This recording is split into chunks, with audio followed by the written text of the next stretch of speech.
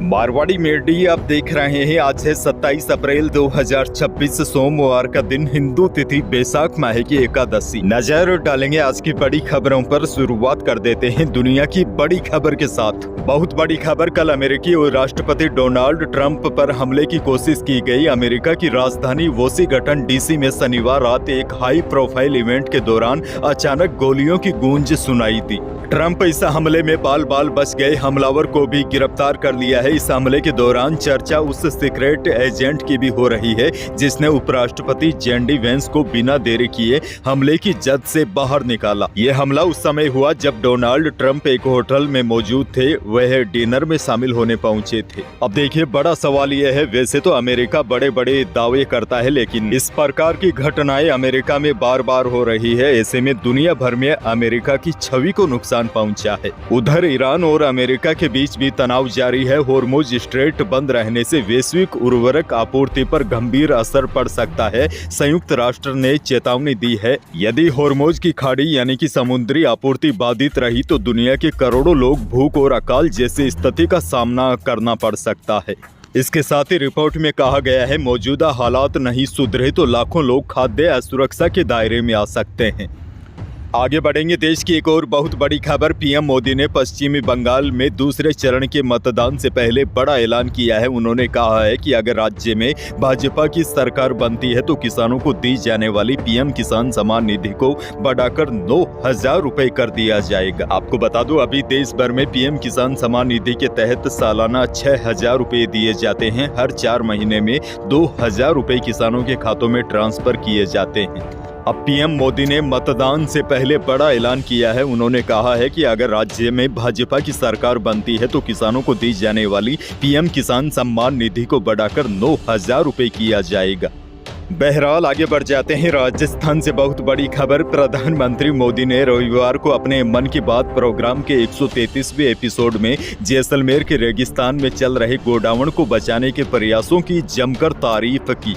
PM Modi बोले, great Indian bustard हमारे रेगिस्तानी इलाकों की पहचान रहा करती थी। एक समय इनकी संख्या बेहद कम रह गई थी। हालात ये थे कि यह पक्षी लुप्त होने के एक कगार पर पहुंच गए थे, लेकिन अब इनके संरक्षण के लिए अभियान चलाया जा रहा है। प्रजनन केंद्र बनाए जा रहे हैं। अब नए जीवन की शुरुआत दिखाई दे रही है। आपको बता दूं, ग्रेट इंडियन बस्टर्ड यानी गोडाउन जो राजस्थान का राज्य पक्षी है, आज दुनिया की सबसे संकटग्रस्त पक्षी प्रजातियों में गिना जाता है। कभी पश्चिमी भारत के विस्तृत घास के मैदानों में यह बड़ी संख्या में देखे जाते थे, लेकिन अब यह गिने चुने ही बचे हैं। लेकिन अच्छी बात यह है, नई तकनीक से 2026 में इनकी संख्या में काफी तादाद में वृद्धि हो रही है।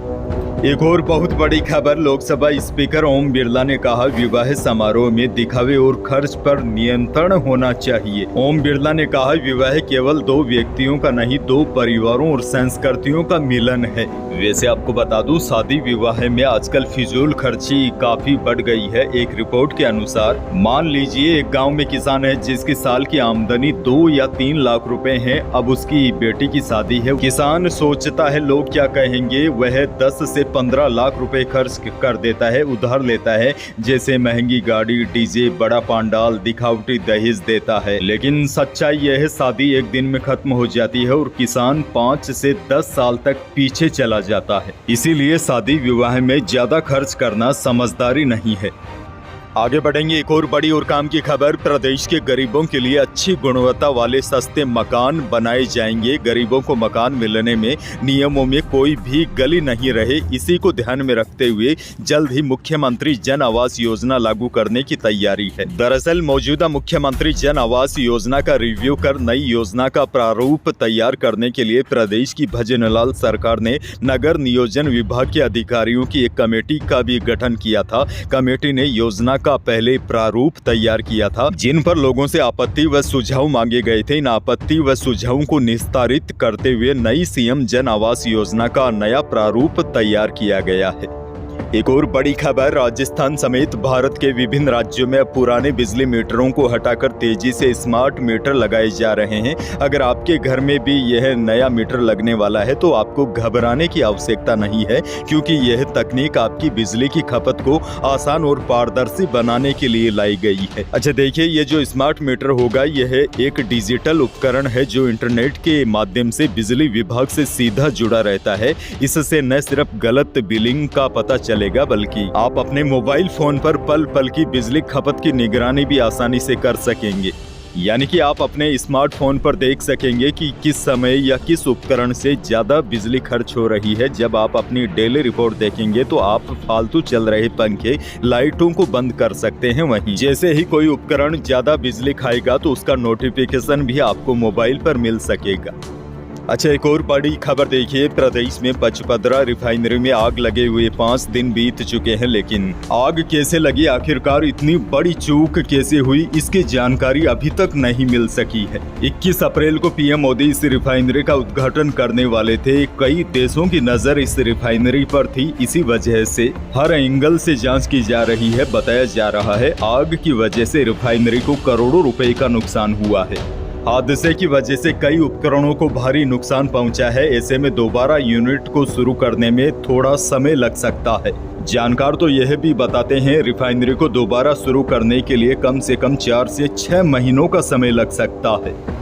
झुंझुनू से बड़ी और दुखद खबर, झुंझुनू जिले में तेज रफ्तार कार पलटने से 3 दोस्तों की मौत हो गई। वहीं कार चला रहा युवक गंभीर रूप से घायल हो गया। हादसा धुंधरी थाना में झुंझुनू मंडरेला रोड पर शनिवार देर रात 1 बजे हुआ। बताया जा रहा है चारों दोस्त भजन संध्या में शामिल होकर झुंझुनू शहर लौट रहे थे। जहां हादसा हुआ वह जगह झुंझुनू शहर से 5 किलोमीटर दूर है। पुलिस के अनुसार शुरुआती जांच में सामने आया है कि सड़क पर अचानक जानवर आने की वजह से ड्राइवर कार पर नियंत्रण खो बैठा।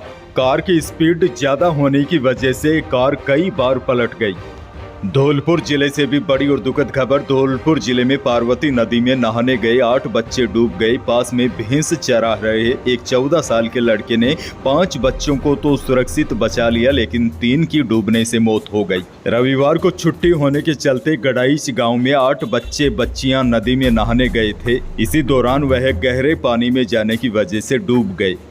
सिरोही जिले से बड़ी खबर, सिरोही शहर में करीब 21 दिन पहले जिस बंदर के बच्चे के सिर में लोटा फंसने की घटना ने लोगों को हैरान कर दिया था, वैसा ही नजारा शुक्रवार को भी मंडार में एक बार फिर देखने को मिला। इस बार भी मासूम बंदर का बच्चा पानी पीने की कोशिश में तांबे के लोटे में सिर फंसा बैठा। मंडार के मेनीवाले रास्ते पर शुक्रवार दोपहर बाद एक बंदर का बच्चा पानी पीने की कोशिश में तांबे के लोटे में सिर फंसा बैठा था। मां अपने बच्चे को लेकर इधर उधर दौड़ रही थी।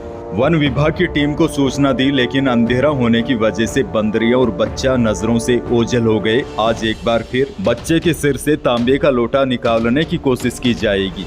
नागौर से बड़ी खबर, नागौर जिले के मेड़ता रोड क्षेत्र में एक शादी की बारात के दौरान डीजे के पीछे सड़क पर स्टंट करना कुछ युवकों को भारी पड़ गया। सोशल मीडिया पर वीडियो वायरल होने के बाद पुलिस ने चारों आरोपियों को गिरफ्तार कर लिया है। आरोपियों की 2 मोटरसाइकिलें और एक बोलेरो वाहन भी जब्त कर ली गई है। पुलिस के मुताबिक 21 अप्रैल को एक बारात में डीजे के पीछे पीछे चारों युवक स्टंट कर रहे थे। बाइक और बोलेरो को गाड़ी के पीछे लहराने का वीडियो सामने आने के बाद पुलिस ने यह बड़ी कार्रवाई की है। चारों युवकों को गिरफ्तार कर लिया गया है। पुलिस एसपी रोशन मीणा के निर्देश पर युवकों के खिलाफ मामला भी दर्ज किया गया है। पुलिस ने यातायात नियमों की अनदेखी और अन्य लोगों की सुरक्षा को खतरे में डालने के मामले में प्रकरण दर्ज किया है।